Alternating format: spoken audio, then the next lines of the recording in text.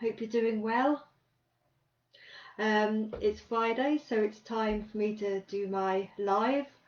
Again, as ever, time's run away with me, so I've not had enough chance really to get on top of where I really wanted to be with this, but never mind. I've just got some notifications popping up. Yeah, so I hope you're okay and doing well.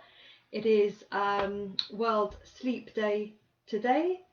Um, so I wonder how you feel about that and how you are managing your sleep, whether you're getting good sleep now that the mornings are getting a little bit lighter. I know that I'm waking up a bit earlier than I normally would do. In order to make sure that I get good quality sleep, I do try to keep active. It's a bit tricky when you're working from home, um, sitting at a desk at a laptop. It's quite hard to use up energy in the way that you normally would do.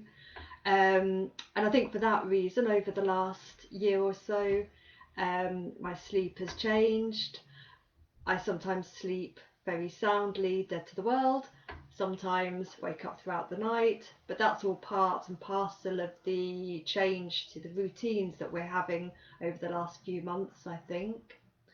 Um, but with walking in mind, I know I often mention that I'm doing things at the weekend, even in lockdown when we can't do so much. I will try to get out and get out into the fresh air. We know that the fresh air is good for us. We know that exercise is good for us, and I don't do much other exercise. We know that the effect of the sunlight on us and daylight is really good for our minds, as well as for our physical well-being. Excuse me. So this weekend, hopefully, I will get out for another walk, get out into the countryside.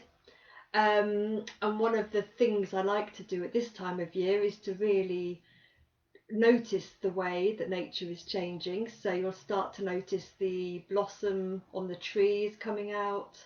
Some of the trees and plants are budding to various extents.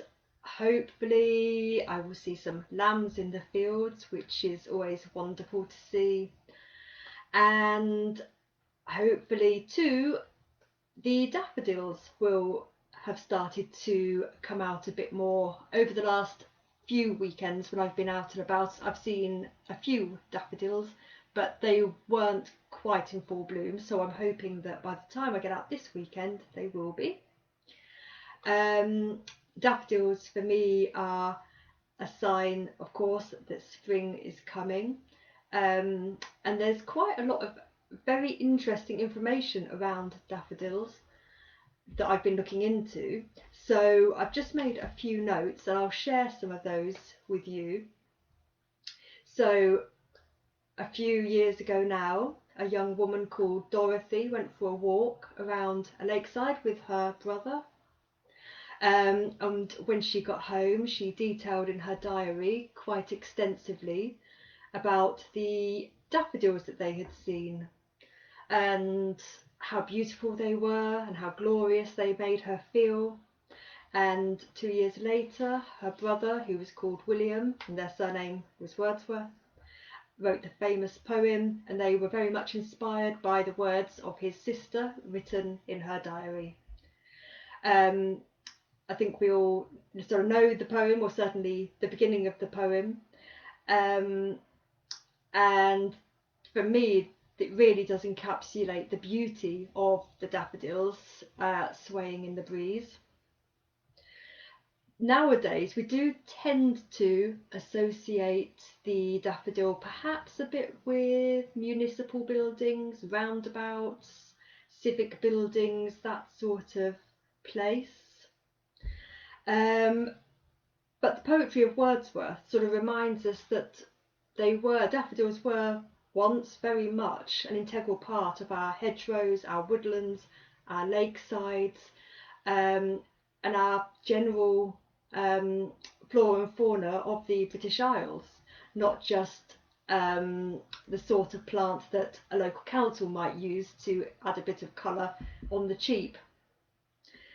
And William Wordsworth described daffodils as an ocular spectrum, which I really like.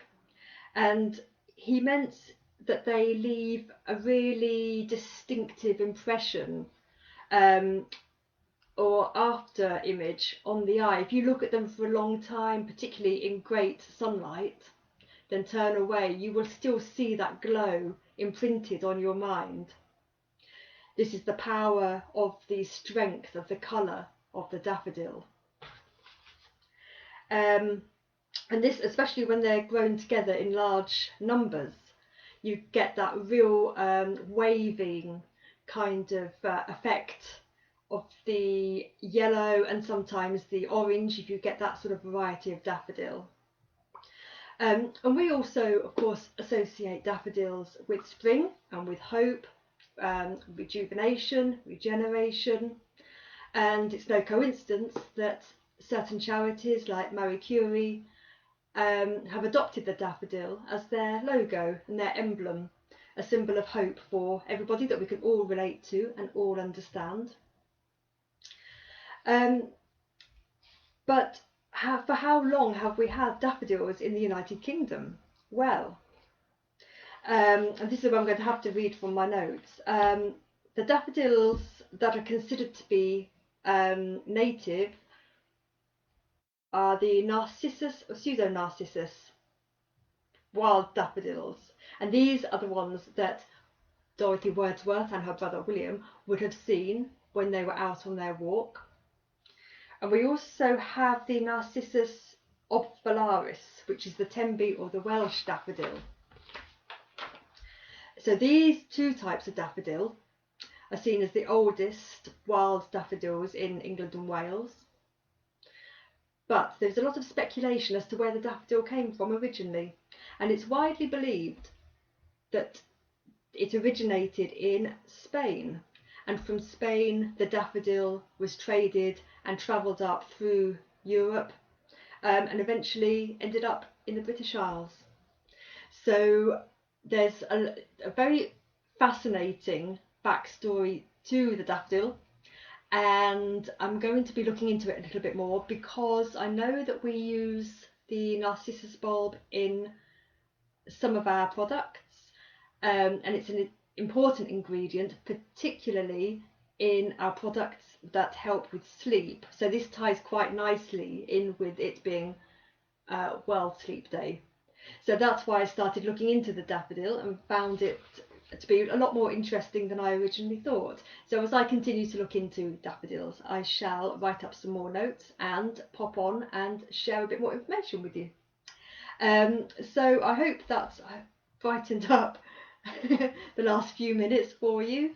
Let me know your thoughts. Let me know any interesting facts that you have about daffodils, because I always love to hear them. Let me know what you're doing this weekend. Drop a comment in the comments below. That would be good to know. And whatever you're doing, I hope you have a fabulous time. I hope the sun shines, and I hope you get out and about and a bit of exercise. Okay, that's it from me. Thank you very much for watching, and I have to go food shopping. So take care, and I shall speak to you soon. Bye.